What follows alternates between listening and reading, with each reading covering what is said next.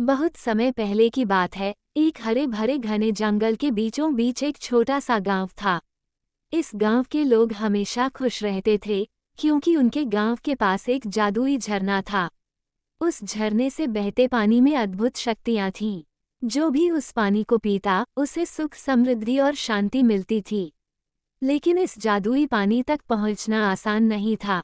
गांव के पास ही एक पुराना वृक्ष था, जिसे कालवृक्ष कहा जाता था। कहा जाता था कि इस वृक्ष के पास एक छुपा हुआ द्वार है, जो सीधे एक जादुई दुनिया में ले जाता है।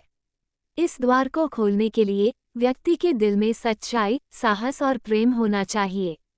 कई लोगों ने इसे खोलने की कोशिश की, लेकिन कोई सफल नहीं हो सका। एक दिन गांव में एक युवा लड़का आरव अपने दोस्तों के साथ खेल रहा था। उसने अपने दादा से जादुई दुनिया की कहानी सुनी थी और हमेशा से उस दुनिया को देखने की चाह थी। आरव में सच्चाई, साहस और प्रेम की भावना थी, लेकिन उसे खुद पर भरोसा नहीं था। एक दिन वो कालवृक्ष के पास गया और उसके दिल में उस जादुई दुनिया को देखने की गहरी इच्छा जाग उठी। आरव ने वृक्ष के सामने खड़े होकर अपनी आंखें बंद की और अपने दिल से प्रार्थना की। अचानक एक हल्की सी चमक वृक्ष से निकली और एक द्वार खुल गया। आरव ने अपने साहस को संभाला और उस द्वार के अंदर चला गया।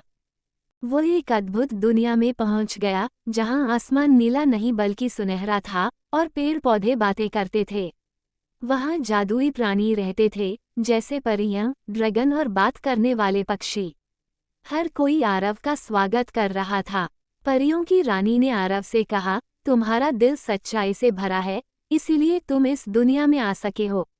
ये दुनिया तुम्हें वो सारे ज्ञान देगी जो तुम्हारे जीवन को अद्वितीय बनाएगा।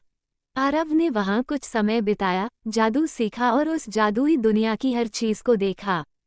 जब वह वापस लौटा, तो उसके साथ एक विशेष वरदान था, जादुई झरने का पानी।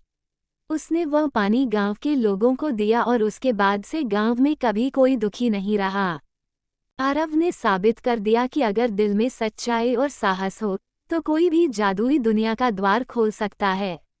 और इस तरह आरव की कहानी गांव में एक प्रेरणा बन गई, जिसे लोग सदियों तक याद करते रहे।